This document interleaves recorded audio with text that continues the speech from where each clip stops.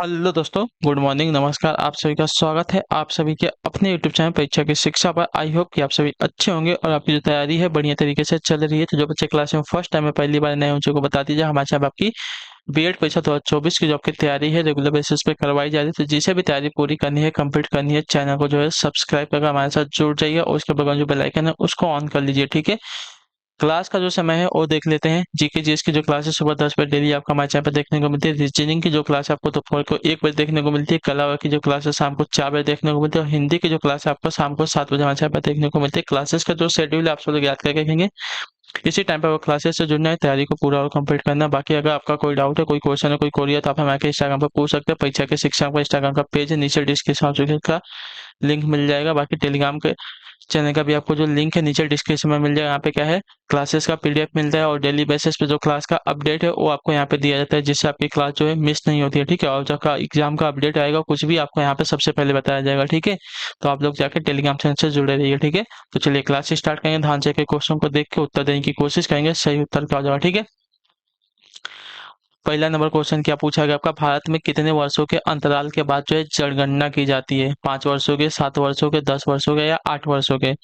तो देखिए, भारत में अगर देखा जाएगा साथियों तो 10 वर्षों के अंतराल पे जो है आपकी जनगणना की जाती है। जो आपका यहाँ पे सी वाला विकल्प देगा आपका यहाँ पे राइट आंसर हो जाएगा। ठीक है, भारत में 10 वर्ष के अंतराल के बाद जो है जनगणना की जाती है। भारत में सर्वप्रथम नियमित जनगणना की शुरुआत आपकी सन 1881 में हुई थी। ठीक है, लेकिन अभी क्या है, लास्ट जनगणना आपकी 2011 में हुई थी, लेकिन उसके बाद 2021 में होना चाहिए था, अभी तक हुआ नहीं है। ठीक है, तो आपको इसके बारे में याद रखना पड़ेगा। ठीक है, अगला क्वेश्चन देखते हैं आपका दूसरा नंबर। ध्यान से देख के बताएंगे, कोशिश करेंगे राइट आंसर का। जब कोई राष्ट्र जब कोई राज्य राष्ट्रपति के शासन के अंतर्गत होता है तब उस राज्य का बजट कौन पारित करता है? बताइए, जब कोई राज्य जो है राष्ट्रपति के शासन के अंतर्गत होता है तब उस राज्य का बजट जो है कौन पारित करता है? इसका सही उत्तर क्या हो जाएगा?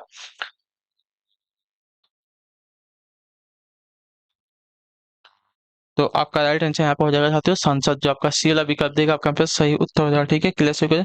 जब कोई राज्य राष्ट्रपति के शासन के अंतर्गत होता है तब उस राज्य का बजट जो है संसद पारित करती है। ठीक है, क्लियर है। अगले क्वेश्चन में आपका देखेंगे तीसरा नंबर। ध्यान से देखिएगा, उत्तर देने की कोशिश कीजिएगा। राइट आंसर का निम्नलिखित में से भारतीय नेपोलियन किसे माना जाता है? बताइए, निम्नलिखित में से भारतीय नेपोलियन जो है किसे माना जाता है? इसका राइट आंसर क्या हो जाएगा? तो देखिए, इसका सही उत्तर आपका हो जाएगा साथियों समुद्रगुप्त को। जो आपका दिया गया यहाँ पे बी विकल्प आपका राइट आंसर। ठीक है, क्लियर। सम्राट समुद्रगुप्त को जो है भारत का नेपोलियन के नाम से भी जो है जाना जाता है। ठीक है, क्लियर है सभी को। चलिए अगला क्वेश्चन देखते हैं आपका फोर्थ नंबर क्या पूछा गया है। श्वेतांबर और दिगंबर किस धर्म के हैं? बताइए, श्वेतांबर और दिगंबर जो है किस धर्म के हैं?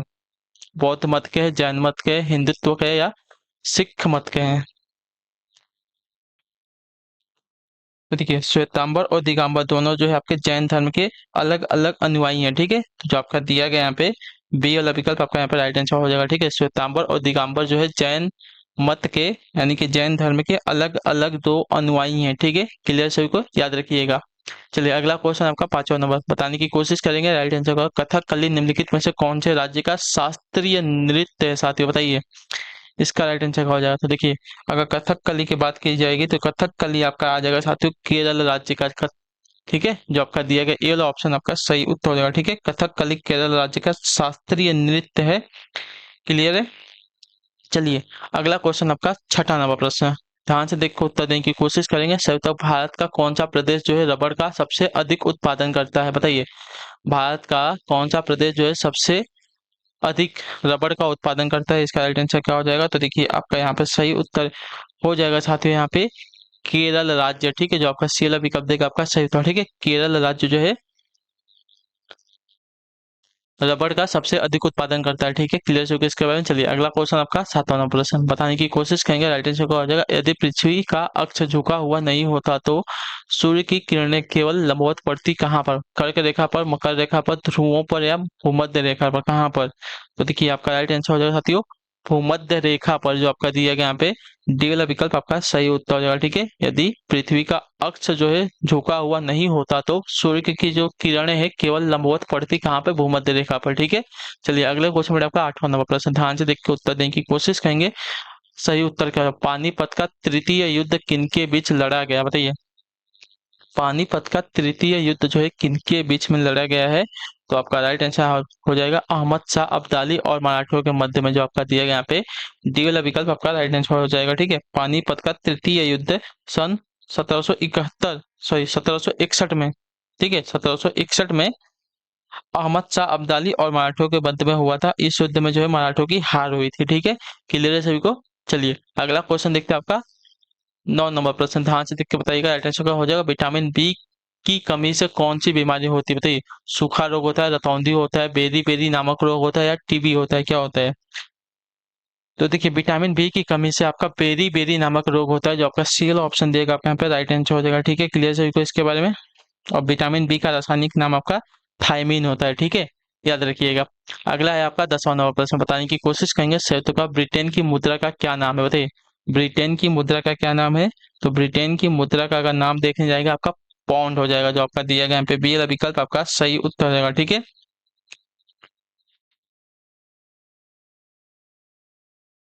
ठीक है। और ब्रिटेन की जो संसद है उसका नाम आपका पार्लियामेंट है, और राजधानी आपकी लंदन है। ठीक है, और यहाँ की मुद्रा आपकी पौंड है, पौंड। अगला क्वेश्चन देखते हैं आपका 11 नंबर, बताने की कोशिश करेंगे। राइट आंसर का जय जवान जय किसान का नारा किसने दिया था? इसका सही उत्तर क्या हो जाएगा? जय जवान जय किसान का नारा किसने दिया था? तो आपका राइट आंसर यहाँ पे हो जाएगा लाल बहादुर शास्त्री ने, जो आपका सी वाला ऑप्शन देगा आपका सही उत्तर हो जाएगा। ठीक है, क्लियर सभी को इसके बारे में। बहुत ही इंपॉर्टेंट है वाला क्वेश्चन है, याद रखिएगा। ठीक है, अगले क्वेश्चन बढ़े आपका 12 नंबर पे, बताने की कोशिश करेंगे सही उत्तर का। 50 रुपए के नोट पर किसके हस्ताक्षर होते हैं, बताइए। 50 रुपए के नोट पर जो है किसके हस्ताक्षर होते हैं? तो देखिए 50 रुपए के नोट की अगर बात की जाएगी तो 50 रुपए के नोट पे जो हस्ताक्षर होते हैं भारतीय रिजर्व बैंक के गवर्नर के हस्ताक्षर होते हैं। ठीक है, गवर्नर ऑफ रिजर्व बैंक, जो आपका दिया गया यहाँ पे ये विकल्प आपका राइट आंसर हो जाएगा। ठीक है, 50 रुपए के नोट पर गवर्नर ऑफ रिजर्व बैंक के हस्ताक्षर होते हैं। तो ये वाला ऑप्शन जो दिया गया है आपके यहाँ पे राइट आंसर। अगला क्वेश्चन 13 नंबर, ध्यान से देख के बताने की कोशिश करेंगे। राइट आंसर का लाल रक्त कण यानी कि आरबीसी शरीर के किस अंग में बनता है, बताइए। आरबीसी जो है शरीर के किस अंग में बनता है? अस्थि मज्जा में, हृदय में, गुर्दा में, या तिल्ली में? तो देखिए लाल रक्त कण का जो निर्माण है अस्थि मज्जा में होता है। ठीक है, अस्थि मज्जा जो आपका ये वाला विकल्प देगा आपका यहाँ पे सही उत्तर हो जाएगा। ठीक, क्लियर है आपको इसके बारे में।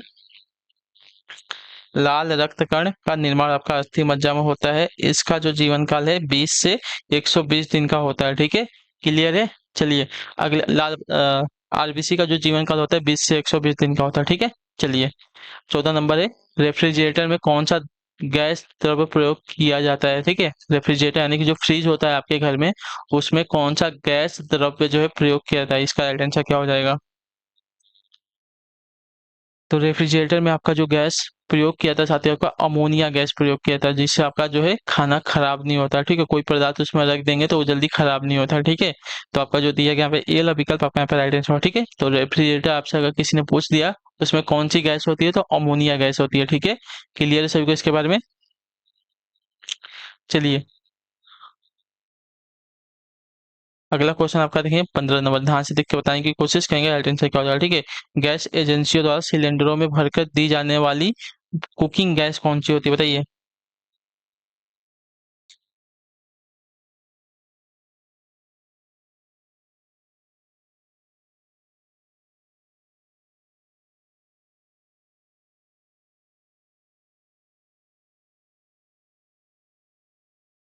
बताइए, गैस एजेंसियों द्वारा सिलेंडरों में भरकर दी जाने वाली कुकिंग गैस कौन सी होती है?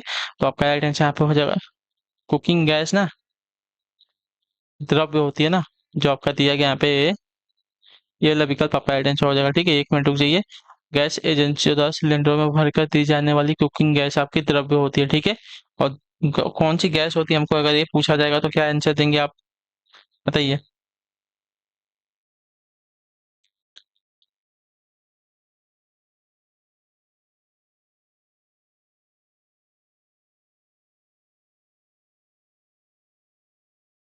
तो देखिए यहाँ पे आपकी दो गैस होती है, प्रोपेन और ब्यूटेन। ठीक है, याद रखिएगा, प्रोपेन एंड ब्यूटेन नामक दो गैसें होती हैं। ठीक है, इतने याद रखेंगे आप सभी लोग। ठीक, और जो किस रूप में भरकर दी जाती है जो कुकिंग गैस होती है, तो द्रव्य के रूप में दी जाती है। ठीक है, अगला क्वेश्चन आपका 16 नंबर, बताने की कोशिश करेंगे संयुक्त का निम्नलिखित में से कौन सा ग्रह नहीं है? ठीक है, शनि है, सूर्य है, बृहस्पति और बुध है। तो आपका यहाँ पे जो ग्रह दिया गया है, एक ग्रह जो दिया गया है आपका सूर्य हमारा ग्रह नहीं है, ठीक है। जो आपका बी वाला विकल्प देगा आपका यहाँ पे राइट आंसर हो जाएगा, ठीक है। क्लियर हो गया इसके बारे में। चलिए अगले क्वेश्चन में आपका देखें 17 नंबर, ध्यान से देखिएगा, उत्तर देने की कोशिश कीजिएगा। राइट आंसर क्या हो जाएगा, द्रोणाचार्य पुरस्कार किस क्षेत्र में प्रदान किया जाता है? इसका सही उत्तर क्या हो जाएगा? तो देखिए द्रोणाचार्य जो पुरस्कार है आपका दिया जाता है यहाँ पे आपका खेल प्रशिक्षण के क्षेत्र में, जो आपका दिया गया यहाँ पे सी वाला विकल्प आपका सही उत्तर होगा, ठीक है। क्लियर सभी को? द्रोणाचार्य पुरस्कार जो है खेल प्रशिक्षण के क्षेत्र में दिया जाता है, ठीक। क्लियर है सभी को? चलिए अगले क्वेश्चन में आपका देखेंगे 18 नंबर, बताने की कोशिश करेंगे। आर्टिस्ट का साइना नेहवाल का नाम जो है किस खेल से जुड़ा हुआ है, ठीक है। टेनिस से, शतरंज से, या बैडमिंटन से, या बॉक्सिंग से। तो देखिए साइना नेहवाल का जो नाम है आपका बैडमिंटन के खेल के साथ जुड़ा हुआ है, ठीक है। जो आपका दिया गया यहाँ पे सी वाला विकल्प आपका राइट आंसर है, ठीक है। साइना नेहवाल का जो नाम है बैडमिंटन खेल के साथ जुड़ा हुआ है, ठीक है। अगला है आपका 19, हम बताने की कोशिश करेंगे सही उत्तर का। हमारे शरीर में पित्त का रस यानी कि बाइल कहाँ पैदा होता है, बताइए। हमारे शरीर में पित्त रस जो है कहाँ पैदा होता है? तो इसका राइट आंसर आपका क्या हो जाएगा साथियों? तो हमारे शरीर में जो आपका पित्त रस पैदा होता है यकृत में पैदा होता है, ठीक है। और पित्ताशय में क्या होता है? जमा होता है, इतने याद रखिएगा, ठीक है। तो जो आपका ए वाला विकल्प देगा आपका पे राइट आंसर हो जाएगा, ठीक। अगला क्वेश्चन देखते हैं आपका 20 नंबर, बताने की कोशिश करेंगे राइट आंसर का। कौन सा रक्त जो है वर्ग हर रक्त वर्ग वाले मनुष्य को दिया जा सकता है, बताइए। कौन सा रक्त वर्ग जो है हर रक्त वर्ग वाले मनुष्य को जो है दिया जा सकता है? इसका राइट आंसर क्या है? तो आपका राइट आंसर हो जाएगा ओ रक्त वाले को, जो आपका दिया गया यहाँ पे बी विकल्प आपका राइट आंसर, ठीक है। जिसका भी रक्त समूह ओ है ये जो है सभी को अपना रक्त जो है दे सकता है, ठीक है। इतने याद रखिएगा, जो आपका दिया गया यहाँ पे बी विकल्प आपका राइट आंसर हो जाएगा, ठीक। अगला क्वेश्चन देखते हैं आपका 21 नंबर, बताने की कोशिश करेंगे सही उत्तर क्या हो जाएगा। निम्नलिखित में से कौन सा भुगतान संतुलन के अंतर्गत नहीं, अंतर्गत एक खाता नहीं है, ठीक है। इसका सही उत्तर का निम्नलिखित में से कौन सा भुगतान संतुलन के अंतर्गत एक खाता नहीं है? तो आपका राइट आंसर यहाँ पे हो जाएगा साथियों अधिकारित आरक्षित खाता, ठीक है। जो आपका सी वाला विकल्प देगा आपका यहाँ पे सही उत्तर हो जाएगा, ठीक है। क्लियर है? भुगतान संतुलन के अंतर्गत जो आपका आधिकारिक आरक्षित खाता नहीं है। भुगतान संतुलन के आशय किसी निश्चित वर्ष में उस देश के या विश्व के अन्य देशों के साथ सभी प्रकार की मौद्रिक लेन देन से होता है, ठीक है। अगला क्वेश्चन देखें आपका 22 नंबर, क्या पूछा गया बताने की कोशिश करेंगे सही उत्तर का। भारत में राज्य के राज्यपाल की नियुक्ति कौन करता है, बताइए। भारत में राज्य के राज्यपाल की नियुक्ति कौन करता है? तो देखिए भारत में राज्यपाल की जो नियुक्ति है आपका राष्ट्रपति करता है, ठीक है। जो आपका दिया गया यहाँ पे डी वाला विकल्प आपका राइट आंसर। भारतीय संविधान के अनुच्छेद 155 के अंतर्गत भारत के राष्ट्रपति द्वारा जो है राज्यपाल की नियुक्ति की जाती है, ठीक है। राज्यपाल जो है राज्य की कार्यपालिका का संवैधानिक प्रधान होता है। यह जो है राज्य के केंद्र सरकार का राज्य में जो है केंद्र सरकार का प्रतिनिधि होता है, ठीक है। अगला क्वेश्चन देखते हैं आपका 23 नंबर, बताने की कोशिश करेंगे राइट आंसर पर। निम्नलिखित में से कौन सा मुगल शासक अशिक्षित था? तो आपका राइट आंसर यहाँ पर हो जाएगा अकबर, जो आपका दिया गया सी वाला विकल्प आपका सही उत्तर हो जाएगा, ठीक है। क्लियर सही इसके बारे में। चलिए अगला क्वेश्चन आपका 24 नंबर, आजाद हिंद फौज की स्थापना कहाँ की गई थी? इसका सही उत्तर क्या हो जाता है? देखिए आजाद हिंद फौज की अगर स्थापना से पूछेगा साथियों तो आपकी सिंगापुर में की गई थी, जो आपका दिया गया यहाँ पे ये वाला विकल्प आपका सही उत्तर हो जाएगा, ठीक है। क्लियर सही को आजाद हिंद फौज की स्थापना कैप्टन मोहन सिंह द्वारा सिंगापुर में की गई थी, ठीक है। आगे चलकर सुभाष चंद्र बोस को जो है आजाद हिंद फौज का सेनापति चुना गया। गांधी, आजाद, नेहरू और रानी ब्रिगेड फौज की लड़ाकू ब्रिगेड थी, ठीक है, याद रखिएगा। अगले क्वेश्चन में आपका आखिरी क्वेश्चन, ध्यान से देख के बताने की कोशिश करेंगे राइट आंसर का। मलक्का जल डमरू मध्य किन दो भूभागों को अलग करता है, बताइए। मलक्का जल डमरू मध्य जो है किन दो भूभागों को अलग करता है? तो आपका राइट आंसर यहाँ पे हो जाएगा साथियों